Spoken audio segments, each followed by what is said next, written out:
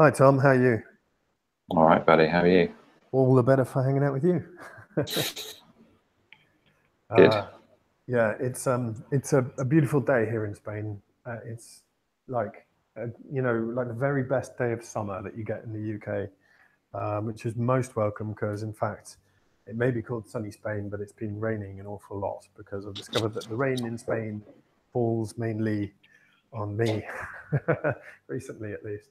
So yeah, been nice. Went to the beach earlier just for half an hour. So very good. Good. Good. Good. So you have presumably a nice word for the day. I do Uh, actually. I'd forgotten about it until very recently, but I do have one. Ooh, okay. And the word of the day is credulous. Credulous. And the definition is ready to believe, especially on slight or uncertain evidence. Oh, that sounds very, very common these days, especially with stuff on the, that's chucked around on the internet the whole time. There's a lot of credulous people out there, so it seems. I Uh, like this word of the day. I think it's a cool word. Credulous. I generally and genuinely like word of the day. It's really good to learn these different words. I'm not sure that I remember them all, but I'm sure if somebody brought them up in conversation, I would be able to. Say that it was a word of the day once. Yeah, yeah, that was a word of the day once. Now, what did it mean again? Yeah, that's probably where it will end up. Yeah. Um, but you hear incredulous a lot. I don't hear credulous that much. It's Hmm. incredulous. You hear regularly, I think. I regularly hear that. But okay, credulous. So credulous is easy to believe Yeah, pretty much. based on flimsy evidence at best. Mm. So it sort of sounds similar to gullible, but It does a bit. Hmm. And I suppose it's sort of fairly similar or similar sounding to credible, which is something that would be, believable, isn't it? Credible. That's credible. Yeah, I think that's so credulous is okay. The opposite of incredulous, obviously. Um, all right. Well, talking about that, we were going to discuss a subject which is about attractiveness. So I did a bit of research and I sent you a little bit. So I don't know if you how you want to kickstart with this particular subject. um, I think maybe a recap of like a context of where we were with it Hmm. last time. So Okay. I can't remember actually how we got on the topic of it, but what I my summary to you before when we were messaging about this call was about how there's a group think Hmm. behind what is attractive, what's That's right. physically attractive in society. So I was about Hmm. to say in our society, but obviously it differs by which society you're in. Yeah. And the theory that I heard, and I think is maybe one way that it happens rather than all of the ways that it happens, because Hmm. I don't think what I'm about to say doesn't apply in every instance. So um, the what I heard someone say, how it comes about is by people who have influence. Hmm. So let's say, hypothetically, a celebrity or something has influence over other people. Yeah. They do something which is maybe not what you would deem normal in relation to what's attractive. So I really wanted to do my best to not bring up Kim Kardashian, but I was thinking I'm going more to go with along it. the lines of twerking, actually, which Okay, yeah, that's a good example because yeah, now everyone, well, not everyone, but there's lots of there's another thing that people are doing now that wasn't a thing previously. yeah, But then it's done by an influencer and then is picked up by the media and mm, sort of is displayed to the masses, and then the masses, because it's done by influencers and it's on TV and it's on magazines and all that sort of thing, yeah, it then becomes something that the society deems to be sexually attractive. Um, yeah, absolutely. I mean, What about the supermodels that were around in the 1990s? You had a whole raft of them that they were deemed to be above the other models. Who have you got? You got your Elle Macpherson. Who else was there? There was Kate Moss. No, Kate Moss is a good example, actually. Funnily enough, you got Claudia Schiffer, Claudia Schiffer is a real kind of Barbie-looking sort of woman who you would expect, I guess. She's got the blonde hair, the big blue eyes, and curvaceous figure and stuff. So she, I guess, sort of would be the sort of standard, certainly at that time in Western society, the sort of standard look that people would at least assume that all men find attractive. Personally, I found her attractive, but she's not really my type if I have a type. But Kate Moss was quite different, and I remember that all the girls wanted to look like a model, and they wanted to be sort of emaciated, and there was an awful lot in the media about women trying to become too thin, and that sort of almost drug addict look that they were going for became quite popular, which was bizarre. Because I certainly never found a drug addict look a popular or attractive look myself. And I think I can speak for most of my friends at least in saying that I very much doubt that any of them found sort of the drug addict look attractive either, So that was definitely a media projection of what feminine beauty should be, or what girls wanted to sort of aspire towards. It's very, very weird. There's a couple of things that come up there, and that was what you made me think about there is the fact that there's a lot of photoshopping that goes on anyway, and so a lot of this stuff isn't even real, let alone barely achievable, unless you're unhealthy, as you said. That's true. And the other thing was the reason that I wanted to discuss this. Like the context side of it was, I think, coming back to one of the reasons why we started the podcast in the first place was lessons to our children specifically, and how I've got girls, and I want the girls to know that they don't have to adhere to that sort of standard in the way that, like, they don't have to have self-esteem that's based on somebody else's expectations, basically. Yeah, absolutely. We both have little girls, don't we? So it is very important. It's close to my heart also.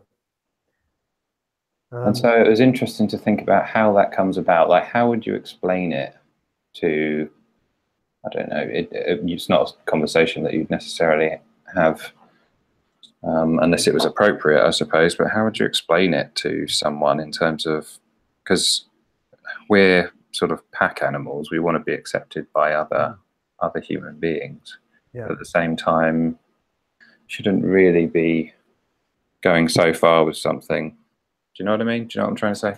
Totally. I mean, to go slightly off track, but it is related. So I don't want to take the whole conversation down that path. But, it's about roles and role models in society. I saw in fact, this morning, remarkable news piece of news which kind of stood out. Britain's most senior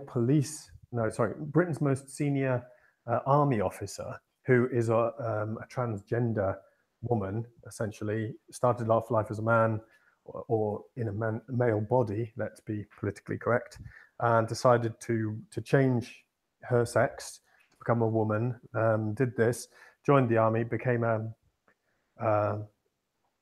did obviously very well, became a captain in the army. Probably, I would imagine, pretty tough environment, especially for someone who doesn't really fit in. I did army cadet training when I was at school. It was compulsory, and I really very much looked forward to it at the beginning.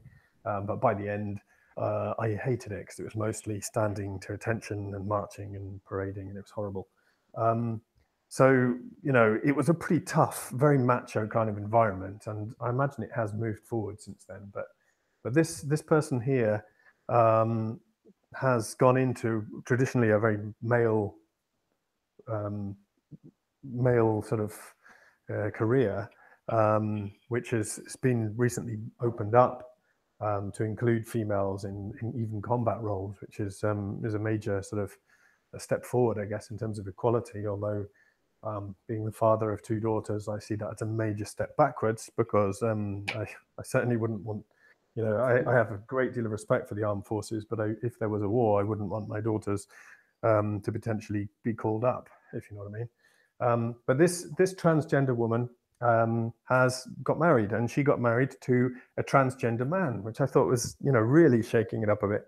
So she started off life as in a male body and became a woman, and her husband started off life in a female body and became a man. And if that, doesn't mix things up a bit and say, I suppose, up yours to the standard and accepted rules of gender, then I don't know what does.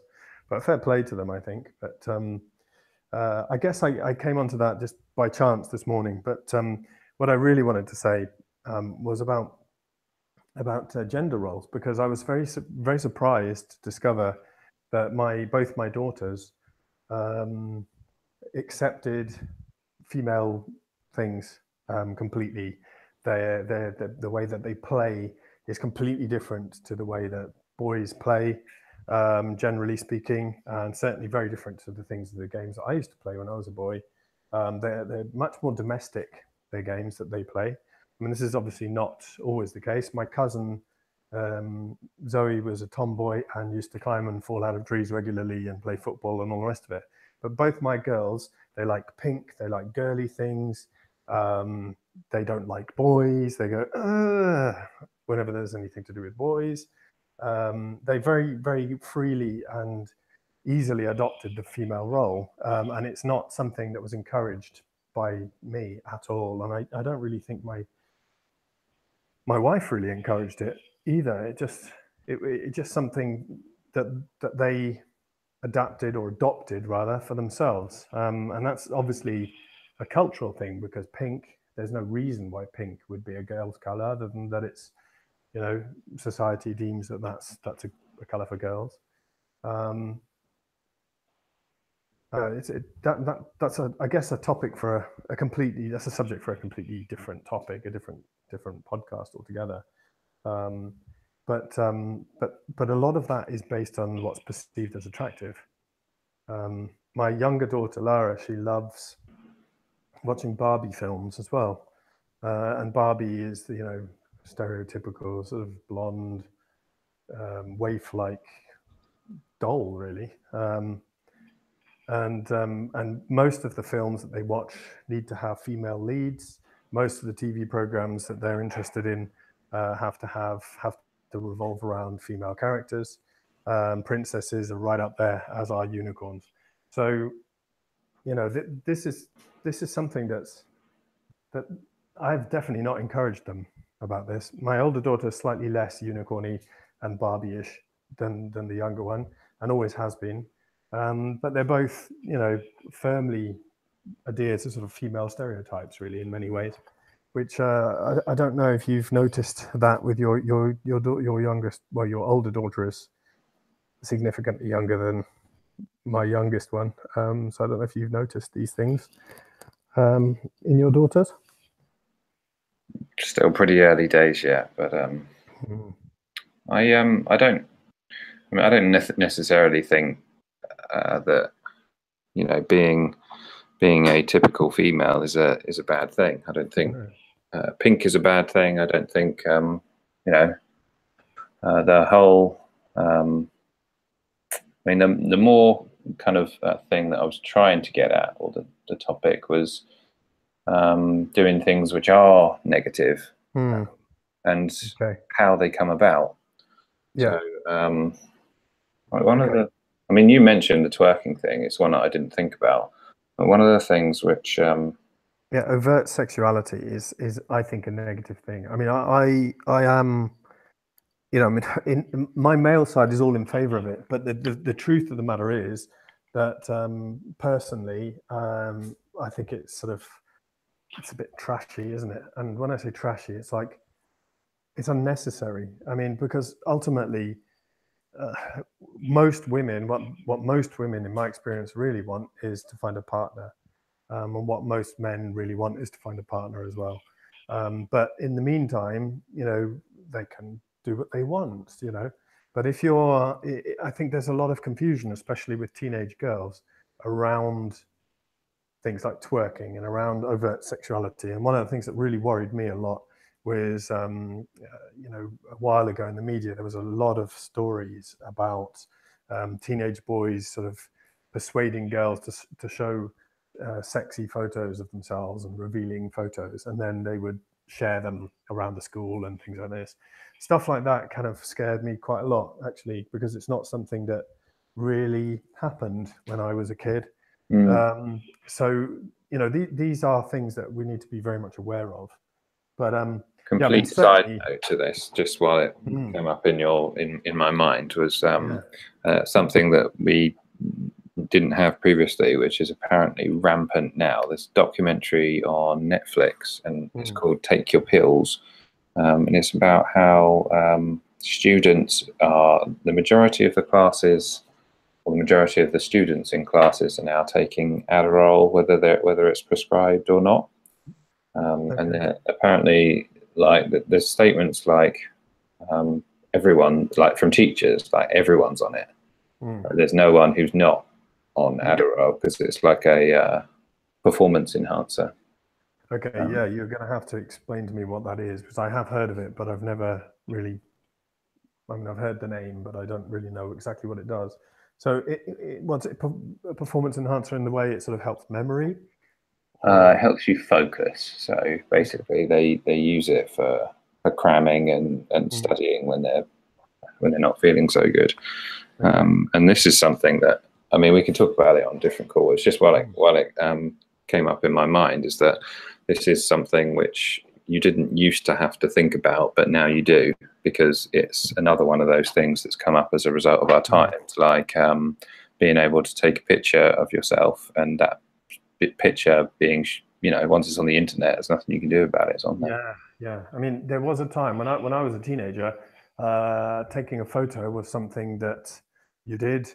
You had to carry a camera around with you, and then you'd have, I don't know, depending on the size of the film, 16 or 28 exposures. And when you took a photograph, half the photographs would be out of focus, the other half of the lighting would be awful.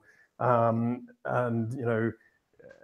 occasionally you'd be lucky enough to get one with all your friends where none of them had their eyes closed or their mouth in some kind of weird, twisted, awkward position. And it was really, really difficult. Nowadays, you can just take another one and another one and another one, and it's fine. And one of them is going to be okay. But back then, it was a major thing. And if you were going to, there was a movie, wasn't there, about, I'm sure there was a movie about some kind of sex pest who worked in a photography place and developed. It's Robin Williams, wasn't it? Was it? Robin Williams was in that, yeah. Yeah, I never saw it, but it might be worth a watch, I suppose. That was it. I mean, you didn't take any really dodgy photos, because you'd have to take them to a guy to develop them, and then he'd give you a little slip, and you'd come back, depending on how much you're prepared to pay, in an hour or a week later. And meanwhile, all your photos got looked at. So, and sometimes you wouldn't get all the photos. I'm sure I took a photo of that, but that's gone.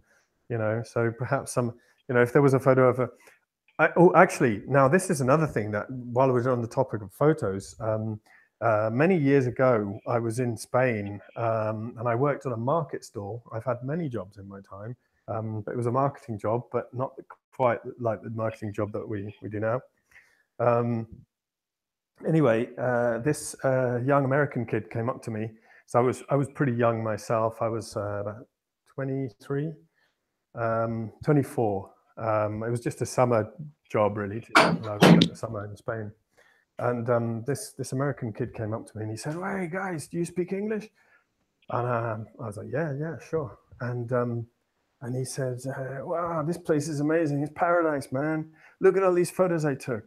And he had a big stack of photos, which he was walking around. It was nighttime, and he was walking around with a big folder full of photos that he'd not only taken but had developed while still on holiday, which seemed kind of an unusual thing. Usually, take the films home and then get them developed. Anyway, he proceeded then to show us, complete strangers, my colleague and I, that we were, and he showed us photo after photo after photo of topless girls that he'd been photoing on the beach.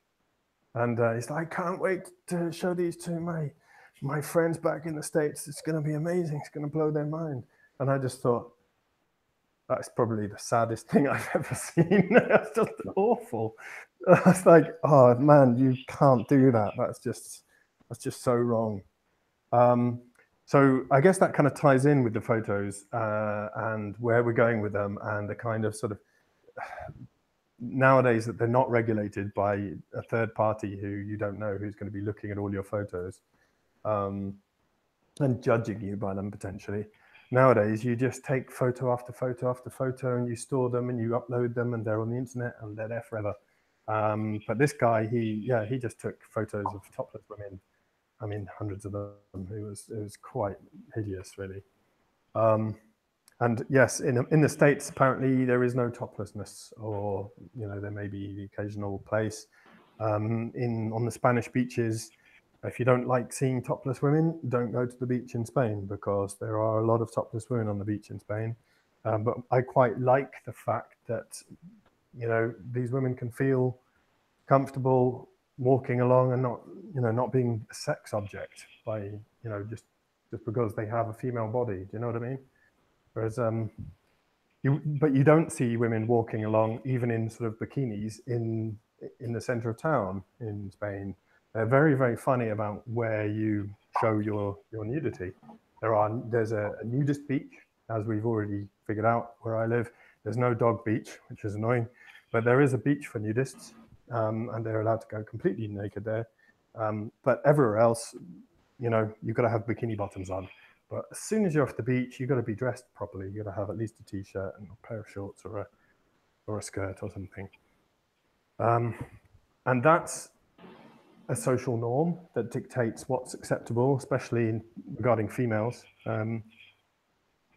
But going back to the topless thing, my wife told me that when she was a little girl at school in Spain, there were some Danish people who had a villa that was, her village is up on halfway up a mountain, and her school was overlooking this villa. And she said that in the daytime, in the summer, before the summer holidays, you'd look down and there'd be these women who'd be just topless, sunbathing in this around the pool in this villa, and all the kids at school would watch them and look at them and laugh and things like this.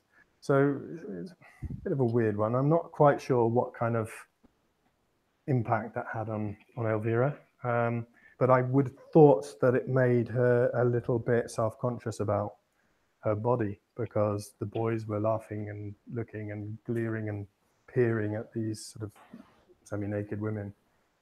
It's a bit of a weird one. You don't come across it that often in the UK, that's for sure. Anyway. It's not I'm not sure where that one was going. No. I wanted to. Immediately I thought I want to sort of get into a practice of just saying what I'm thinking, because so I calculate too much. So initially I thought it's very much focused on men looking at women in a objectifiable way or whatever. Yeah. And this is not really what I was going for with the idea of what the discussion was, but okay. Because I was going to bring up the fact that it works the other way as well. It does. And that doesn't appear to be an issue. No one cares about that, whereas they only care when it's the other way around. Yeah, there is a bit of a difference really in the way that works. And in some ways, a lot of young men, at least, would like to be objectified. I think they like to sort of think that women are attracted to them, whereas But it depends who, though, doesn't it? It does depend who. But you see a lot of people going down the gym these days, young people going down the gym, when when I was in my 20s and my teens, none of my friends went down the gym at all, and we did fine with getting girlfriends and enjoying life and all the rest of it. And there's a lot more health consciousness, but I think a lot of the going down the gym is at least partially about image and about having the look and about it's not just about the health side of things. And certainly I don't think bulking up is a particularly healthy thing to do. I think to be physically fit is healthy, obviously, but to be trying to grow the most sort of muscle density that you can, I don't think that's necessarily, but I mean, each to their own. But I'm pretty sure that there's a heavy side of trying to look good and be considered physically attractive.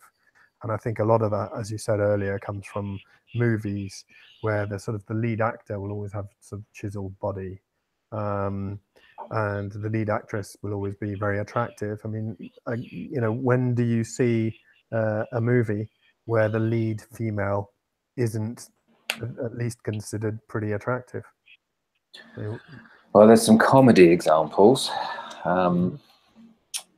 But yeah, coming back to what you were saying about the chiseled movie star, there's some interesting stuff on how they prepare for those roles.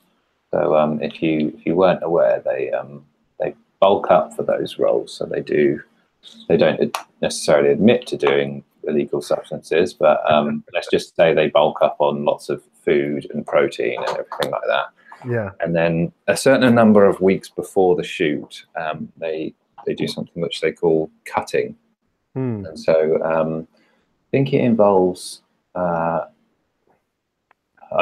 might be getting it wrong. It's one of the two. It's either only sort of drinking lots and lots of fluid, or not drinking any at all and living on, a very small amount of calories. And it means that you've got this bulk there, but the effect that it has on your body is like, it sort of emphasizes all of those muscles, because you burn off. But you're slimming down basically, whilst sort of maintaining your bulk, and it's a temporary solution. So you look good for the shoot, but you couldn't maintain it basically.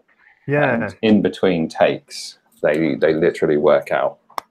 So that's incredible. Yeah. That's how that's what they do to prepare for it anyway.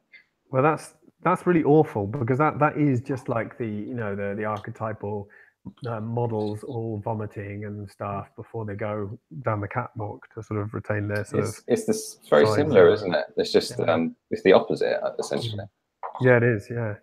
Well, I mean, other cultures, I think, when I did a bit of research for this call, and we've gone off mostly talking about their own culture, but and Spanish culture potentially, pretty similar really. But a lot of them that I researched are sort of overseas, and they've got a very, very different take, or I mean, completely different take on what's considered beauty, and what's attractive. I was going to say, in the instance, so what makes in our society, like highly eyes which have got tons of eyeshadow on, or butt implants, or twerking or something, and what makes that, and also the neck rings that we talked about in was it Kenya, somewhere like that? No, they're called the Karen women, and they're in Myanmar, which is Burma to you and I probably, and Thailand, northern Thailand. They're called the giraffe women, long neck women, and they put copper. They wear copper brass coils around the neck, that the women do, from the age of 5 years on, and these, they essentially stretch the neck because the body's still growing, and they put more and more of these rings on, and they stretch their necks more and more. Apparently, nobody really knows for sure. I've heard that it's to stop tigers from attacking them, which I just don't think that would work. It doesn't make sense. The tiger would grab them by somewhere else in the body if it couldn't puncture their neck. So the other thing is that they're supposed to make them look more like a dragon, which is obviously got a long neck and is an important, I suppose, part of mythology there, symbol of sort of power and importance. But generally, it's what's the word? The sexual dipora, is it? Not dipora. The difference between the sexes. So the longer, slender neck makes them look more feminine because they look less like the men of the tribe. But I've also heard that if they were to take the rings off, the rings at their head actually is supported by the rings, and if they were to take the rings off, they would break their neck. I don't know if that's true or not, but certainly they can extend to about twice their normal length, which is very, very odd. So that's a weird one. But I mean, some of the more weird ones that I found were, I mean, probably the worst one I've come across, the most horrendous one was the foot binding that went on in China.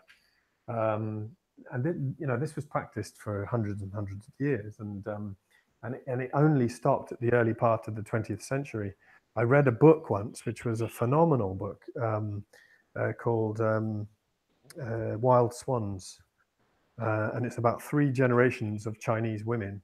The first who grows up, she's a Manchu woman with bound feet. She's a high-class woman. And then the Japanese invade and society changes. After the Japanese go, the Cultural Revolution, and then finally the 3rd generation. It's based on a true story actually, and she's a child of the communist, fresh communist regime is pretty full on back then, and she manages to escape eventually to Canada or America, I think, and write the book. But that was where I first came across the foot binding. And foot binding, small feet, for some reason or another, I guess this is how things start, is that, people favor women with smaller feet. And so at some point, the size of a woman's feet became a much more important measure of attractiveness, if not on an individual level, certainly within society. And at some point they took the step, if you'll pardon the pun, to start binding the feet. And I read up about the binding process, and it's absolutely horrific. So basically, what they would do, I mean, essentially, it was also in the 19th century. I think it was at its height. And approximately 40 to 50% of Chinese women, they think, had bound feet, and almost 100% of high-class Han Chinese women, this is the sort of the upper class of the Chinese culture, had bound feet. Because obviously, in order to be a respected, attractive woman, and to presumably, and I'm pretty sure that this was the case in a lot of cultures at the time as well, a woman was essentially considered property of a man. And when she got married, in order to get married to a wealthy, powerful man, she would have to have the characteristics that deemed her to be as attractive as possible. And that meant bound feet. But it was horrific. I mean, truly torturous practice, which destroys women's health forever. And it's just absolutely appalling. But so important was it, I guess, for these families to ensure that their daughter would be as successful in marrying into as powerful and wealthy a family as possible, that they would actually break their own daughter's feet. And the practice was essentially this. It was done, the binding was done between the age of 4 and 9, and the feet would be bathed in warm herbs and animal blood to aid the sort of healing and binding process. The toenails were cut back as much as possible, and then the toes were pressed tightly to the sole of the foot and pressure put on them until the toe bones broke. That's just the beginning, because after that was done on each foot. And then after the toe bones are broken, pressure would then be put from directly above the foot over the broken toes until the arch broke as well. And then the toes and the heel would be bound together. And this process just must have been just mind-bendingly horrific. And it's just incredible to think that in the 19th century, 40 to 50% of women in China, if that's what was the word? Not incredible. No, what's the word of the day? I've forgotten it already. Credulous. Credulous. If that's a credulous, piece of information that's factually accurate, 40 to 50% of Chinese women went through this. That's the largest population of people in the world, even then. And this was done. They had to be bound and rebound and cleaned regularly, and each time, the binding would be done even tighter to ensure that the bones, when they were growing, would sort of stay in that broken shape. And even if you look on Wikipedia, you will see pictures, or anywhere on Google, you'll see pictures of bound feet, and they're absolutely, I mean, to the modern eye, disgusting. I mean, and the whole procedure is beyond torture, and it's mind-numbing to believe that people did this to their own daughters. Apparently, usually the procedure was done, or the initial procedure, the initial breaking, was done by professional binders, who their job was to break little girls' feet. And it's extraordinary, isn't it? That's obviously a very, very extreme version of what is considered attractive. And Well, I was going to say we haven't really come very far. really, Because, well, initially I thought, it's not even that long ago. And I thought it would be interesting to think about what we do now, which might be similar to that. And I thought there's plenty of stuff we do now which is similar to that. It's just that our, medicine has made it so that we can be knocked out for those types of procedures. No, you're right. Yeah, there's a lot of aesthetic surgery, plastic surgery that's done for no purpose other than to. And if you were to describe it to me, how you go about doing the surgery, it would sound pretty much not identical to what you just said, and it's not to children, obviously, but it would sound similar, I would suspect. The thing that's particularly bad about this is, I suppose, from our point of view, it's such an ugly thing to see that disfigured, broken feet like that. It's not something that you could ever imagine being attractive. But what really brings it home to me, being the father of two young girls, is the fact that that these girls are subjected to this beyond, it's not a decision that they've made. And I'm pretty sure, I mean, as you see, I don't like watching medical stuff on TV, although I do have a bit of a penchant for watching people who are grossly overweight trying to lose weight, which seems to be a popular thing on Spanish TV at the moment. But I don't like watching surgery and procedures, and I don't like I don't like watching tragedies. I don't like reading news articles about, shopping malls in Russia. I mean, I watched the news last night, and I rarely do.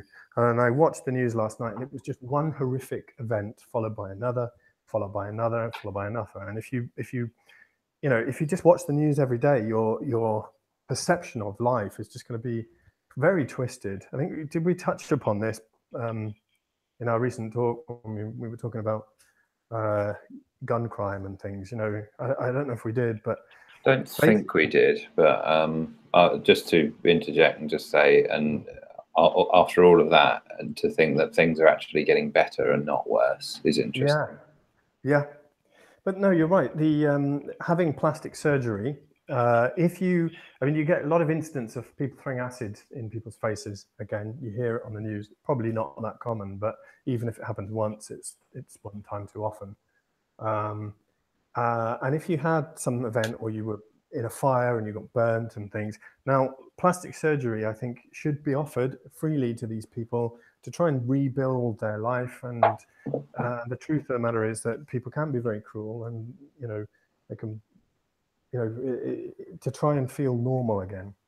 I can understand that, and there's a genuine reason in my mind for that. But I guess a lot of people who have this plastic surgery, it really deeply affects them Whether the outcome is going to make them feel as happy as they think it will, I don't know. I suppose it depends on the individual. And in some cases, you know, if you're a woman, you're supposed to have a small feminine little nose. If you've got a great big conch like mine, you might think, you know, I'd be much better off if I had plastic surgery and had a nose job. Apparently, the place with the biggest number of nose jobs I discovered today is Iran, where it's incredibly common for women to have nose jobs. Apparently, in Iran, it's the rhinoplasty capital of the world. And the main reason, I suppose, is because the face is the only part of a woman's body that you can actually see in Iran, because they, you know, cover themselves up in their headscarves, and their heads are covered, and the only bit you can see of them, other than their hands, is their face. So it kind of makes sense that the one part that they do show off, they focus on, and so, you know, maybe boob jobs aren't as big over there, if you pardon the pun, but nose jobs are. So that kind of makes sense to me a bit. I don't know. There's this, but it all comes down to this thing in Western society, at least. You know, movie stars and things like this. The movie star, and there are a few exceptions. Woody Allen was a great exception, and Danny DeVito. These are two guys who definitely broke the mold in terms of, you know, physical attractiveness, and still became lead actors. Even hero figures within films, which are sort of usually, like we talked about earlier, the chiseled guy. But I can't think of a single film where the lead actress isn't attractive, unless it's about an elderly woman, in which case she has to be very sort of almost regal, or, do you know what I mean? But they always have to be of above average attractiveness, as perceived by the general public, I guess. I think it comes down to conditioning, doesn't it? So there's someone's done some studies on what is attractive with respect to the symmetry of the face. So if the eyes are too close to the nose or too far apart, then that's an issue. And every part of your face, in order for you to be deemed attractive, has to be a certain number of a certain length from each other. So it's about like balance and symmetry of the face, kind of thing. Yeah, yeah. But also with the body shape as well. Yeah, but outside of that, you know, if we're talking about some of the things that we've talked about today, the only way that it can come about is by conditioning. So if everyone's conditioned and everyone thinks that, you know, bound feet are the way to go, that, I suppose that's how it happens. So it's reinforced. So by everyone else, I suppose it's exactly what we said at the beginning of the call, was all it is groupthink. It is. There's a lot of groupthink. I mean, especially if you look at cultures that are a bit further afar, you know, not so exposed to Western culture.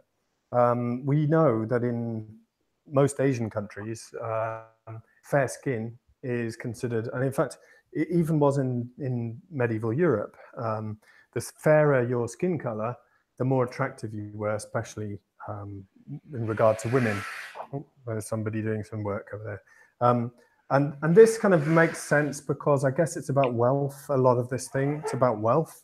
And wealthy people didn't work the land, and everyone else was a peasant, more or less, or some kind of trader, or, you know, worked on a boat or some kind of outside physical work.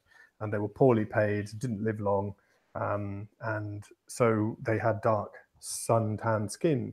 And this is kind of almost went the other way after the 1960s. Up until the 60s, I think it was pretty much that way, even in the UK. And then following the 1960s, when, you know, wealthier people, in fact, the wealthier people would go to the south of France or somewhere on holiday. And after the 1960s, when mass, you know, tourism really kicked off, it seemed that it went completely the other way, and everyone wanted to get a suntan. Because if you had a suntan, you looked healthy, you looked wealthy, you looked like you were enjoying life, and you were able to afford a good lifestyle. And now we've got all these people using fake tan. I saw Actually, one of the things which I was going to say to you was when they look back at tanning places, what they'll say in the future, I would imagine, is that people would put themselves under bulbs in order to appear darker than they actually were, or in order to get a tan, which gave a percentage of them skin cancer, just because of this groupthink around what is deemed to be, attractive. They have a bit of a flimsy basis as well, don't they? These group things. This pale skin is particularly prevalent in a lot of third world countries, and also in the Far East and South Asia, even in the USA, where I guess a lot of it's been very sort of European centric. The mainstream culture for a very long time. And thankfully, it's becoming a bit more inclusive really nowadays, but it was very European centric. And to the point where I think a lot of Americans, when tested on what they perceive to be an American face, they would perceive a European face to be American more quickly and more readily than they would identify a sort of Native American face to look American, which was bizarre to me. I actually did a test like that. They're all over the internet, and psychology things, and I did one like that, and I completely skewed their I would have completely skewed their results, except the fact that I had to say that I was a UK citizen. So they put me into a different pile. But obviously for me, seeing a Native American face, which is very rare in the UK, I very quickly identified that face as being an American face. Whereas a European face, which are very common in Europe, funny enough, I didn't perceive that to be an American face necessarily at all. So, this is about perception. And when it comes to African faces, I didn't consider them to be American or not American either, So they're a bit like Europeans. I mean, they're just faces, they're sort of a traditionally African face. It could belong to someone who's been born and raised in America just as much as a traditionally European face could. So, but I know that there's a lot of skin lightening creams and things like this that people put on in the States, in particular, sort of darker skinned women, to make themselves look lighter skinned. So skin tone is obviously important in terms of what we're discussing, in terms of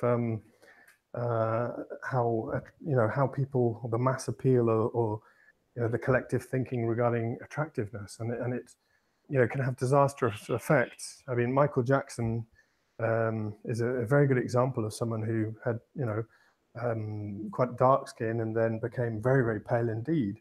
Now, he said it was due to a skin condition, and that may well be the case. I mean, he was a fairly unusual guy, let's just say. So who knows if that was the real reason or not. But when I think of Michael Jackson, in many ways, I think his life was a real tragedy, and a lot of that was about the way he was viewed and his perception, and he didn't fit the norms, and he never really had a childhood, and so whether that made him want to kind of become a perpetual child himself, I don't know.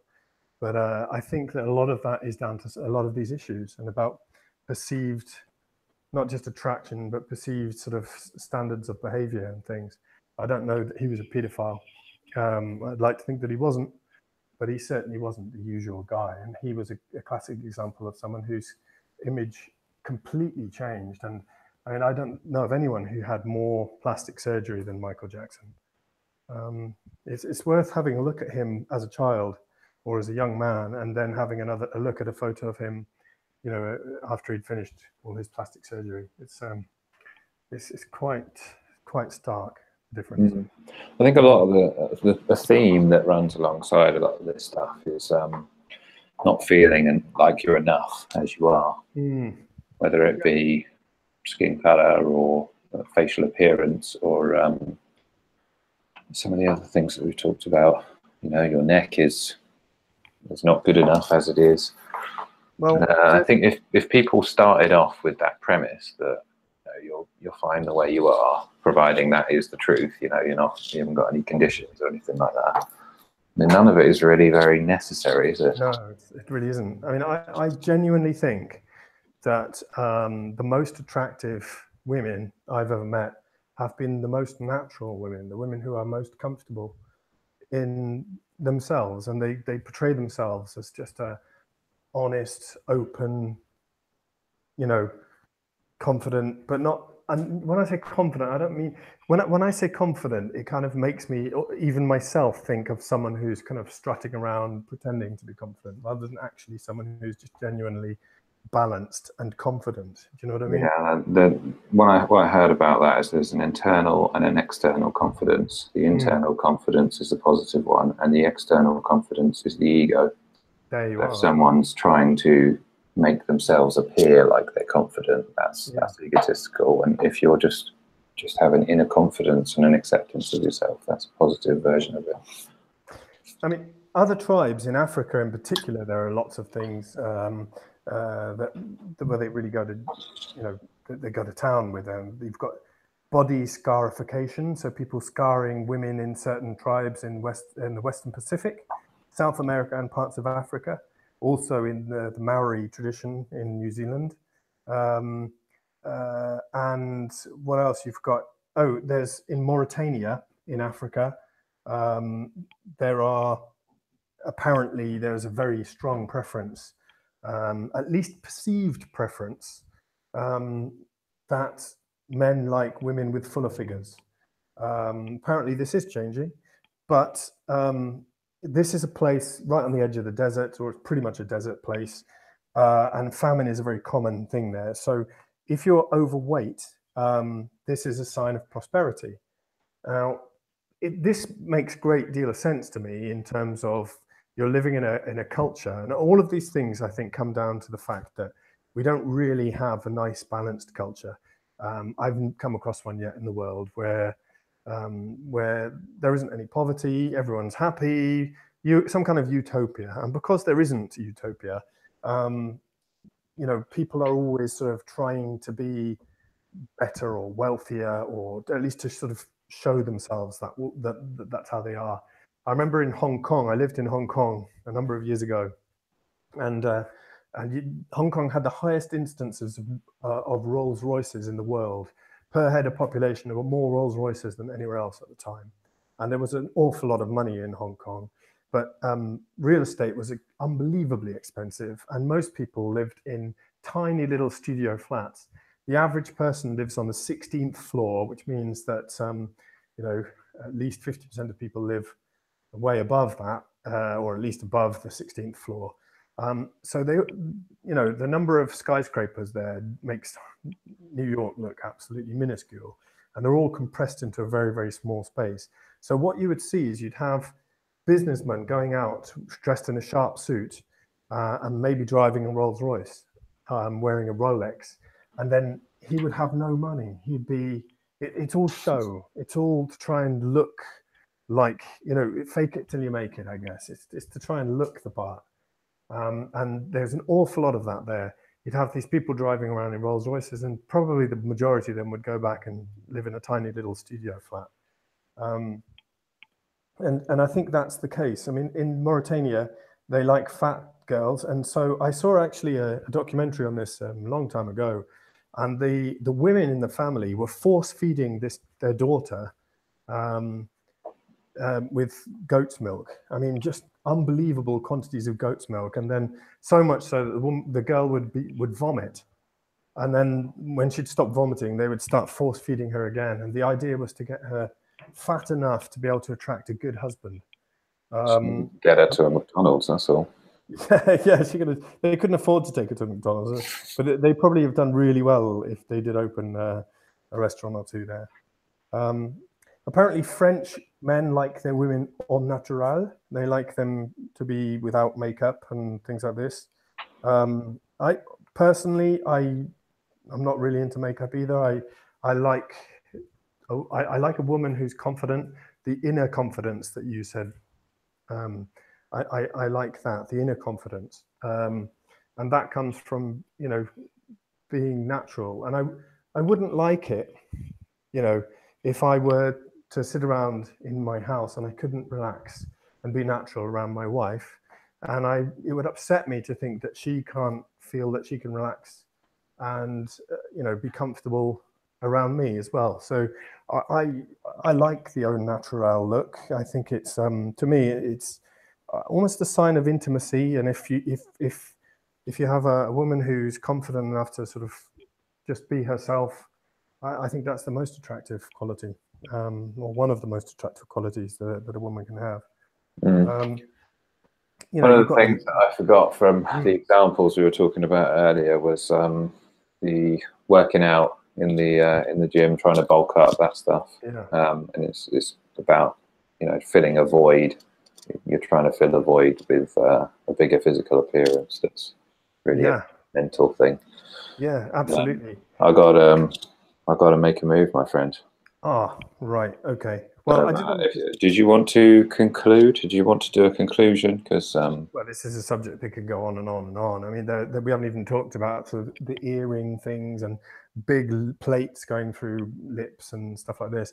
I guess all that just goes to show that, as you said earlier on at the beginning, that each particular society or sub society, subgroup within that society, has its own ideas about what's attractive, and people join tribes as well. So if you were a girl and you were a teenager and you sort of were into that kind of thing, you might become a goth, for example, or a punk or whatever it is, whatever you might decide to sort of join a particular group of people which has a particular look.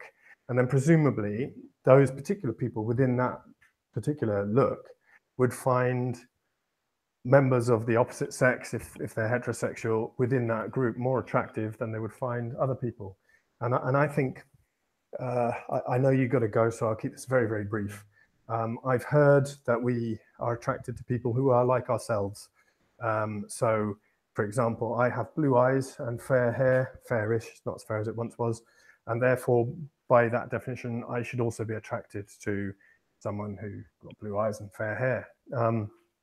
Which is not the case, because I, I guess now in retrospect, when I was younger, I wasn't so aware of it. But maybe now I have a type, and maybe I have a type because I'm married and I love my wife, and my wife has sort of influenced what my type has become. And maybe I didn't have a type before. I don't know. So maybe that's maybe what we're discussing. Maybe I've got a microcosm of this particular subject, and that's influenced me. But I like Mediterranean skin, dark hair, dark eyes. That's what my wife looks like. So, but I'm pretty sure I always liked that. But I probably liked women who didn't look like that as well, a lot more in the past. And that's just a very superficial thing. That's just the physical look. But I think the most important thing is that you have a connection with them in some way. You have things in common with them. So if you dress in a certain way, and we didn't even discuss in Western society the way you dress, if you're a businessman and you wear business suits a lot, and you see a woman in a sort of female business suit, then there's a good chance that you've got a lot in common with her, and so maybe that was going to make her more attractive to you than, say, a woman who's in tracksuit bottoms or something. I don't know. But I think we have to, as you say, round this right up now. But yeah, it's definitely the case that different cultures have different ideals about beauty. One thing, though, is that all the studies show that men generally find women with a sort of hourglass figure, whether they're fatter or thinner, they have the same ratio, and that is that the thickness of their waist is the narrowest part of their body, and there's a certain ratio of 70 to 100 or something percent. and that generally women prefer taller men with narrow waists and wide shoulders. A bit like yourself, Tom. Very nice of you to say. There you go. I just something came like a theme also that has been running alongside of this, which I'll probably label the video as, providing you're happy with it. And I just looked it up for definition, and the word I was looking at was external gratification, and it is the act of pleasing others, relating this to happiness as a measure. External gratification refers to the happiness that we achieve as a result of pleasing others. And I think if we didn't focus so much on external gratification, things like this, things like what we've talked about today, they can't happen. Yeah, that's why my summary of it. Yeah, I think that's a good summary. Okay, I'm very happy for that to go on there. Yeah, brilliant. Well, there you go. So we've talked about, I mean, it is a huge subject that can go on and on and on, and there's no end to it. But it's a fascinating one as well. And it touches upon every single person in some way or another. So do you want to have our next one as paradigm shifts? Paradigm shifts, yeah. It's not one that I'd know a lot to talk about, if I'm honest, but maybe you can do an introduction in the video, and we can get the ideas flowing. Yeah. Okay. Well, paradigm shift is just a paradigm, which is a sort of belief structure that's in place, and a paradigm shift is when something happens to you which makes you not challenge that belief structure, but suddenly realize that there's a lot more besides. If you know what I mean. Or could it be also an epiphany? Yeah, it's like an epiphany. Yeah, an epiphany would be a paradigm shift. But okay. Paradigm shift is can be related to. I mean, it can be a huge thing that changes the world, or it can be a small, very personal thing.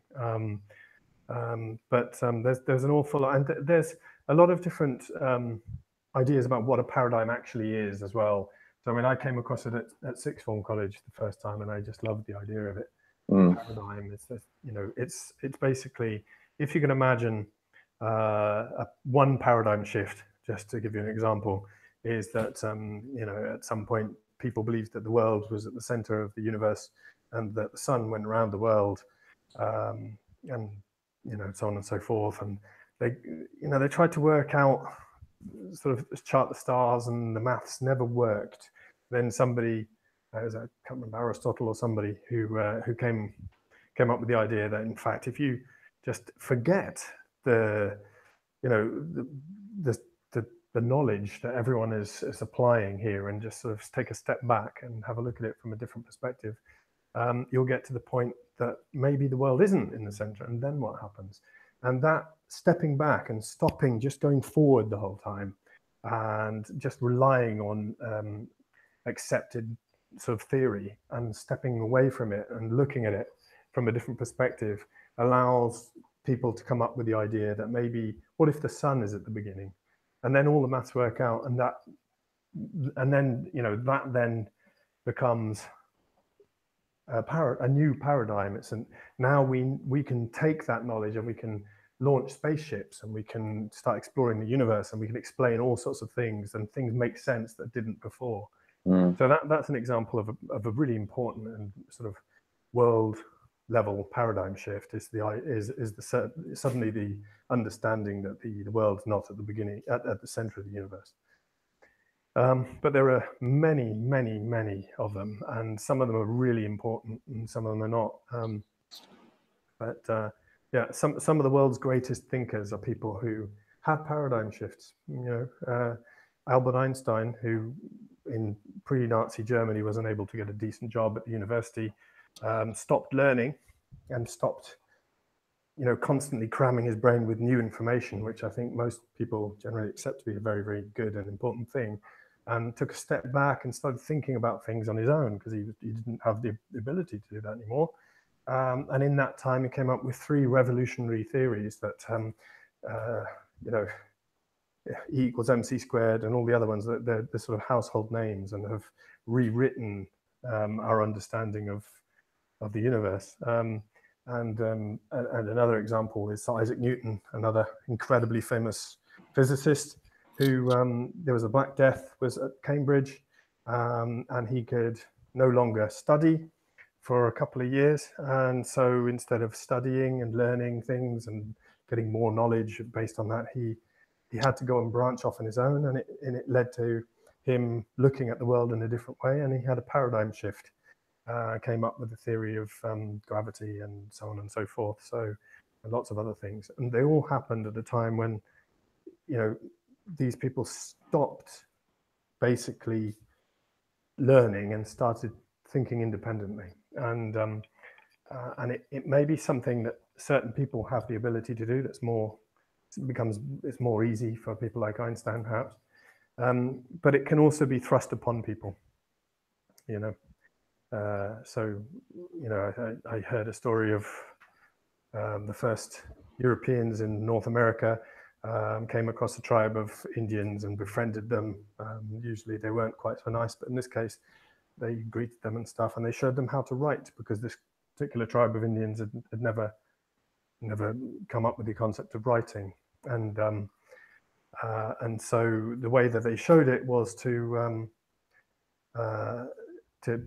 get one of the Indians to tell the translator a secret that only the other Indian would know, and then the translator told the European who wrote it down, and then he took it to another friend of his, and then that friend read it out, and, you know, blew their mind, because somehow he knew the secret without ever talking to the first guy who was let in on the secret. So this was a paradigm shift, because it suddenly made the tribes, people there, have a completely new level of understanding of a new concept that they hadn't previously even thought of. Anyway, I'm going to stop there, because we've turned this talk now into that. But there's many, many more, and I find it fascinating, absolutely fascinating. So yeah. Okay. Until next time. Until next time, indeed. All right, mate. Well, pleasure speaking as always. Always a pleasure. Take care. Bye.